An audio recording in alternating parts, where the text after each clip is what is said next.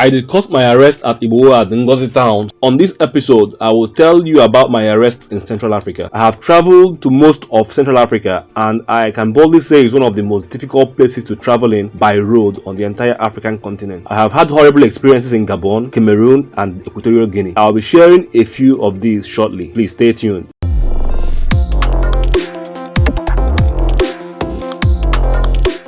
Early this year, I traveled to Cameroon with the intention of watching some of the games of the African Cup of Nations football final. Even though Cameroon had their land borders closed due to COVID-19, I consulted with a few friends before this journey who confirmed travelers were coming in and going out through the land borders. The immigration at Oron, for whatever reasons, did not mention to me that entrance into Cameroon on land was not allowed at that time. In fact, they gave me an exit stamp out of Nigeria. Let me not say much about the incompetence of the immigration officer I met on seat that day. We sailed for almost 3 hours to arrive the Idenau port in Cameroon, only to realize the land borders is still closed to travelers. One of the Cameroonian immigration officers, who noticed I had all the required travel documents, suggested I could go and speak to the immigration chief of the border so he could give me special consideration since the Nigerian immigration had already allowed me to travel. He also suggested I could pay bribes to them and also pay at other several checkpoints on the way to Douala. The decision to see this chief was the beginning of my trouble. Initially, he sounded nice when we talked about places I've been to in Cameroon and around Central Africa, but things changed when he told me I would not be allowed into their country at that time. He asked his men to write me a deportation note and then get me on a boat going to Nigeria. Unfortunately, there were no boats going to Nigeria at that time of the day. It was around 4 o'clock in the evening, and due to piracy and banditry around the Gulf of Guinea, small commercial boats do not operate on that route around that time. They broke this news to me that I would be detained in their facility till the next day when they can find a boat that would take me back to Nigeria. They requested me to submit my mobile phones and other valuables before proceeding to the detention facility. There was no opportunity to speak to my family or any friend. There was just a piece of mat and an old bucket for urinating. The stench from the room was so horrible. Near the ceiling, there were 3 little square holes. I cannot tell if those were for illumination or aeration. Life in there was stuffy,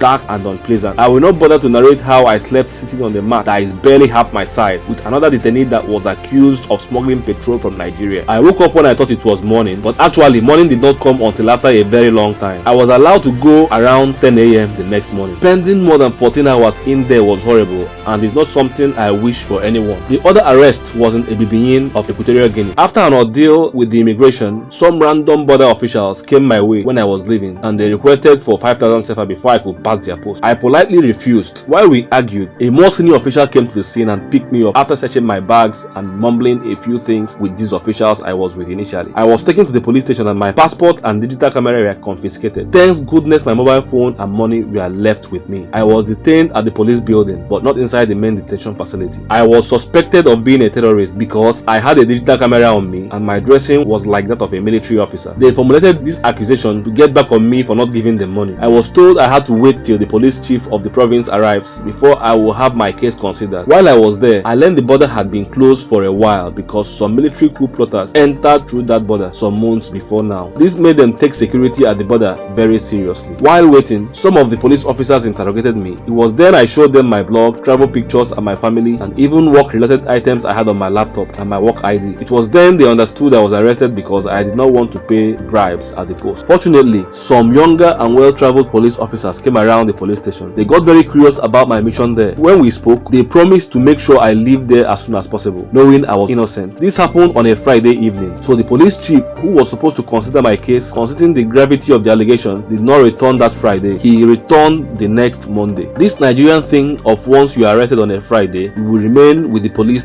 until Monday happens elsewhere also. The police officers were kind to me, except for a particular one who decided to send me into the detention facility. Fortunately, one of the friendly police officers stopped by and when he queried of my whereabouts, requested him to bring me out immediately. The few hours I spent in that cell was horrible. From the deaths to the overcrowded rooms, even a few minors were in there. Waiting the whole weekend was very slow, especially when I was expecting the police chief could arrive the next minute. Each day passed by and I wondered if they would ever let me go. Aside the waiting and detention, I enjoyed watching and following the conversations of some of the people who came there to resolve issues. On the following Monday afternoon, the police chief arrived and reviewed my case. He released me and apologized to me. That was how I was free. You can watch my video to Equatorial Guinea for more tips on how to plan and travel around this country. I really wish the authorities that build prison cells and detention facilities should bear in mind that they or their loved ones might someday be detained in there. They should build something better. Have you ever been arrested while traveling in Africa? Please tell me on the comments. Thank you for watching and keep traveling.